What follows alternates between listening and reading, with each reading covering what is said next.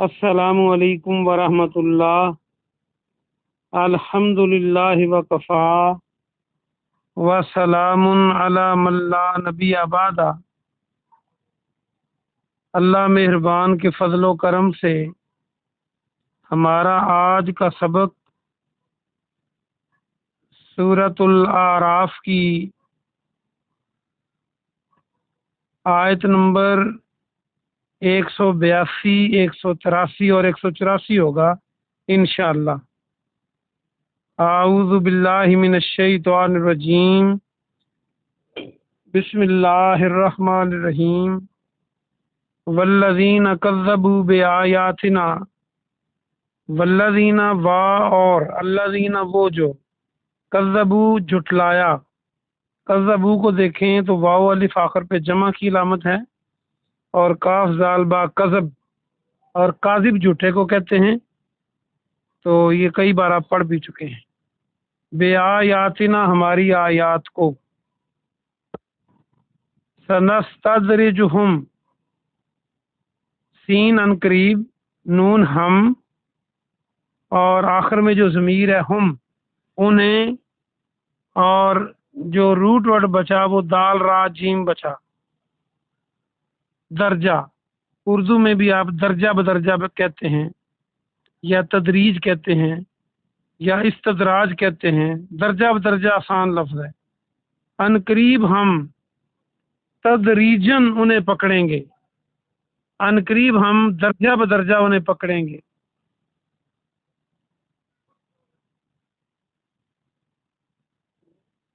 मिन हैसु जहां से, असल में इसमें सीन नून के बाद जो सीन ते है, इसको आप देखें तो जिसका माना चाहना बनता है, इस और बाद का या से बाद का नून से ये बन जाता है, जिसका माना अमूमन चाहना होता है। तो यहाँ हमने इसका तर्जुमा पकड़ने किया।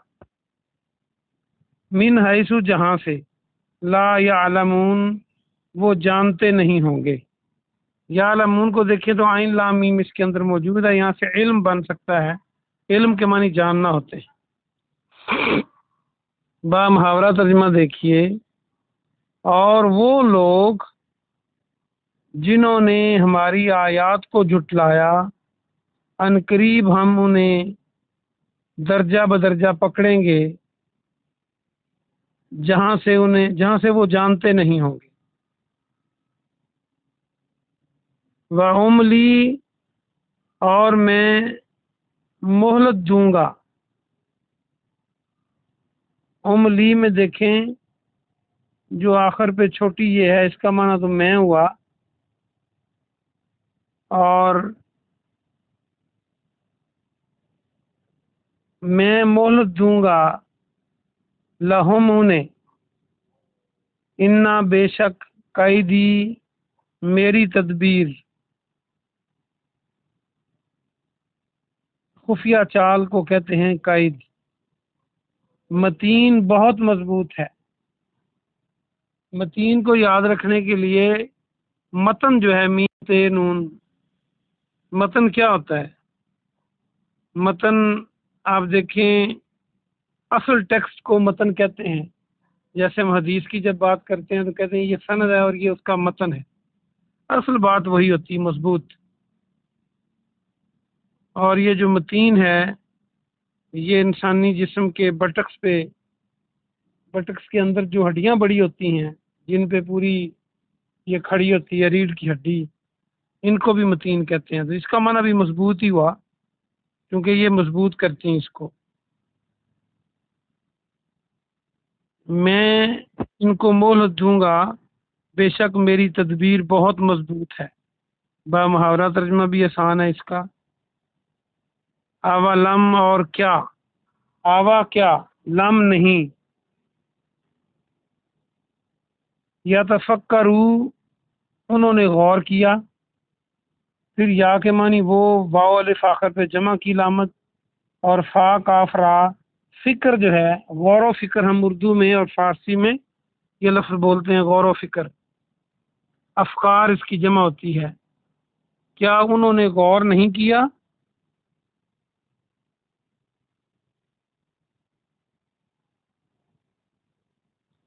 ما बिसाहिबिहिम मिन जिन्ना, माँ नहीं है, बिसाहिबिहिम उनका साहिब, उनका साथी। स्वाद अलिफ है बे साहिब, साहिब के मानी साथी, सहाबा जैसे सहाबा कराम रज़वानुल्लाह अलैहिम अजमईन, प्यारे नबी के साथी। हम तो उर्दू में बर्रे सगीर पाकों में साहब उसे कहते हैं ना, किसी को इज्जत से मुखातब करना हो तो वो भी इसका माना है, लेकिन साहिब का माना साथी। मिन जिन्ना, कोई जुनून नहीं, कोई जुनून, जिन जुनून, ये जिन को जिन इसीलिए कहते हैं कि अगर वो किसी को वाक़अतन छू ले तो वो बंदा पागल हो सकता है, तो यानी जुनून भी वही पागलपन ही होता है ना।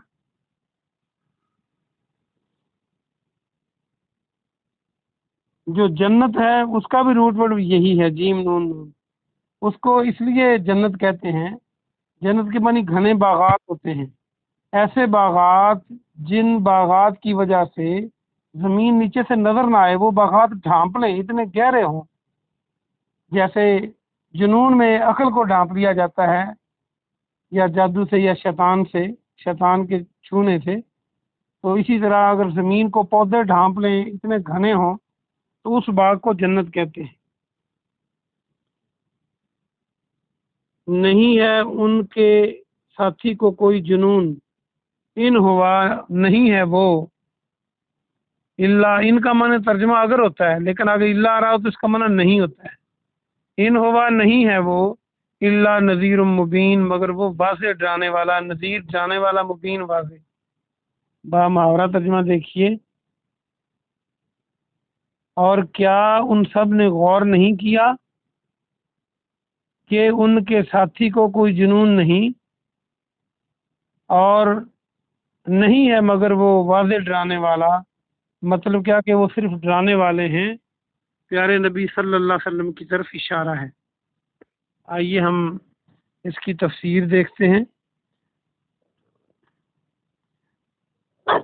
वापस आ जाइए। अल्लाह सुब्हानहू व तआला ने इस नए रुकू में उन लोगों का तज़किरा किया, पिछले सबक में भी कोई इसी तरह का मजमून था, तो और वजाहत के लिए उसी को जारी रखा कि जो लोग हमारी आयात को जुटलाते हैं, यानी अपनी मनमर्जी करते हैं, जो अल्लाह ने अहकामात दिए हैं, आयात के अंदर अहकामात क्या, अहकामात ही है ना कुरान की जो आयतें हैं, वैसे आयत का माना निशानी होता है। और ये जो इंसान के जिस्म के अंदर दिल दिमाग, ये सब कुछ, खून का चलना, जिगर, ये जो सारा इंसान का तवाज़ुन, ये भी अल्लाह की निशानियाँ हैं।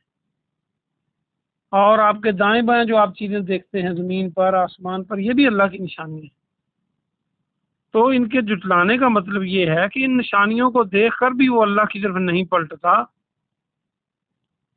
वो सुबह शाम देखता है कि ये पूरी कायनात को अल्लाह चला रहा है, फिर भी वो अल्लाह से बगावत इख्तियार करता है, अल्लाह को मानने से इनकार कर देता है, या अल्लाह के साथ शरीक ठहराता है किसी भी अंदाज में।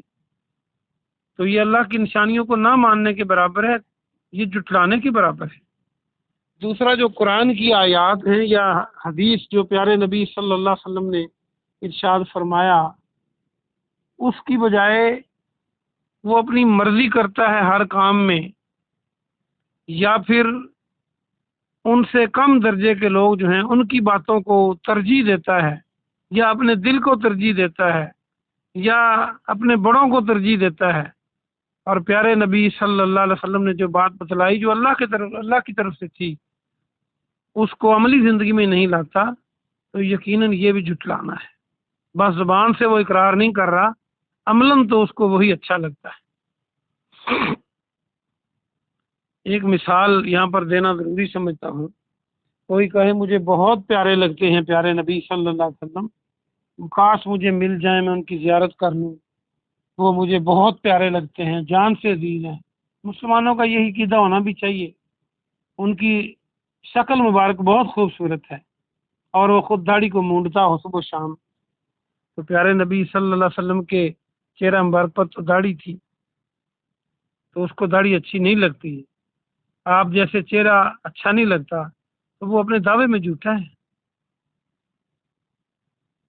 یہاں پر آپ نے دیکھا ہوگا اسلام آباد میں ہمارے منسٹر جو ہیں اور جو ایم این اے وہاں میٹنگز میں جاتے ہیں، وہ ٹھنڈا علاقہ ہے، وہ یا وہ زیادہ امیر لوگ ہیں، وہ اپنی ان کی کاروں میں بھی اے سی وغیرہ لگے ہوئے ہیں، گھروں میں بھی، تو وہ گرمیوں میں بھی ویسٹ کوٹ اور بعض اوقات کوٹ پہن کے پھر رہے ہوتے ہیں۔